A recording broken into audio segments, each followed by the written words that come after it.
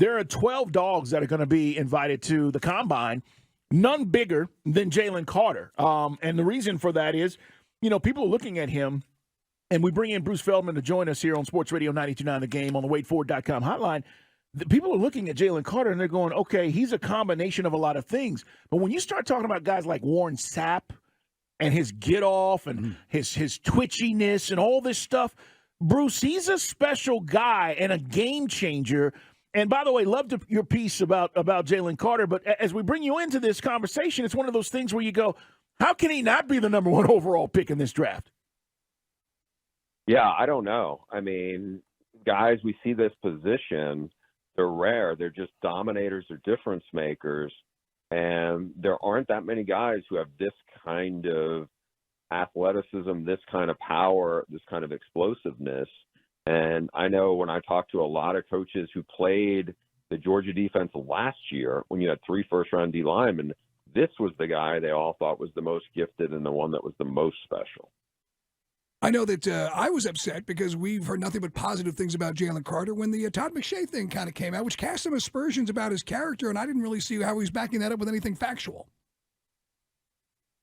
Yeah, it was interesting because, like, when I talked to Trey Scott, the Georgia D-line coach, and I talked to Jalen and talked to some of the guys in the D-line room about it. It was interesting, the story that now has gotten a lot of traction from our story at The Athletic about what Jalen did. One of his teammates is a walk-on defensive lineman. He used to be an offensive lineman. When Jalen found out he wasn't getting to, eat lunch for free just like the rest of the scholarship D linemen, he was like, I can fix that. And he wanted to pay out of his own pocket so this other kid would be able to eat with everybody, just like he was on scholarship. And what was amazing, part of it is like Trey Scott was like, I wouldn't even have known about it if our nutritionist didn't mention it. And he was like, I think that's the greatest part of this. This guy wasn't like promoting it. I mean, I think it's kind of cool that, he spent 3 years at Georgia, was on a team of like won another national title, and it didn't get out until our story, whatever it is, middle of February. Right before he's going to the Combine. And he wasn't the one who told me about it. It wasn't Jalen saying, hey, by the way, I did this. Like the Todd McShay character comments, that was, whatever it was, 2 months ago. And nobody fired back with this. And this was just something that, ended up finding out in conversation. Huh. Yeah, his versatility is incredible. We're talking with Bruce Feldman, guys, from The Athletic. Go check out the article as he writes about not only it's Georgia, but it's more specifically about Carter and his impact. But remember, he got slowed because he got hurt in that first game against Oregon.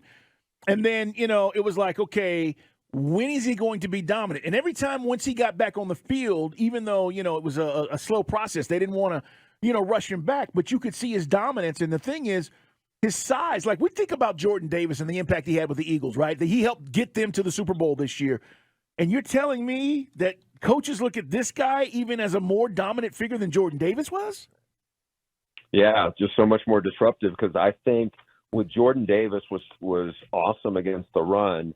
The versatility Jalen Carter has, they feel like he could play any position along the D-line, even the outside of the defensive end. He's that special. And so it should be fun to see what he's going to be like at the next level, just because you just hear these stories of, I talked to somebody on the Ohio State staff. They're like, if he doesn't want to be blocked, no one's blocking him. He's just that special.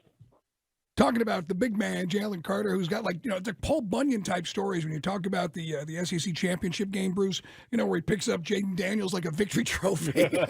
Just crazy. So what about taking plays off? That is kind of inherently something that defensive linemen do at the pro level. Is that a concern? Is that where maybe McShay was barking up the wrong tree?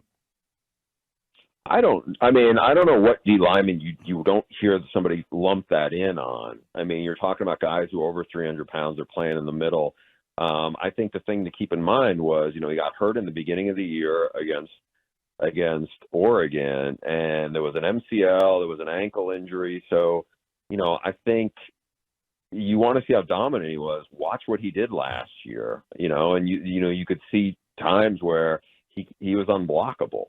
So, I mean, I don't know. I think whoever doesn't take him in the first, at first, if you have the opportunity, you're doing somebody else a big favor.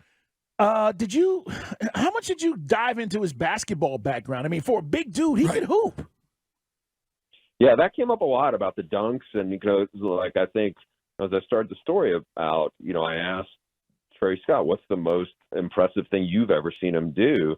And he, said almost in passing, there's all these dunks you saw the videos of because he recruited him when he was in high school. And at one point, he's sitting there as like, feels like he's going to be a big-time AAU basketball player, and I think a lot of the football people are like, no. You could be really good at that. You can be outrageous in the, as a football player. And the thing is, these guys think he could have been a great tight end. He could have been a great fullback if he wanted to do that. But the basketball part, I mean, go to look at our story. You'll see video of a dunk that nobody who weighs 300 pounds should be able to do. Right. Jalen Carter, man, is a great story in The Athletic, and this is Bruce Feldman who wrote it. Check it out, guys. He joins us here on the WadeFord.com hotline. I don't know how much you picked up on it, Bruce, in the conversation, but he just seems like the prototypical Kirby Smart athlete. Everything that they wanted, the kind of defense they've built the last 5 or 6 years. Yeah, I think he's the prototypical SEC D lineman. I mean, this is why they're winning national title after national title, because they have, Alabama, there's a mention of Quinnen Williams in there, just of Ty Darlington, whose dad coached Jalen Carter, and then Ty was on the Florida staff, so he had to face Georgia this year, and he also faced Quinnen Williams when he was at OU as a coach. He just said, that this is the most impressive guy he's ever seen. He said it was Quinnen Williams, and now it's Jalen, but you just don't see guys like this in the other leagues. I mean, and you rarely see anybody quite to this degree in the SEC even. But, I mean, this is why you see LSU at times, certainly Alabama and now Georgia, dominating college football, because they have something that, there's good receivers in a lot of other leagues. There's good defensive backs in a lot of other leagues. You just don't see the D linemen who are like this anyplace else.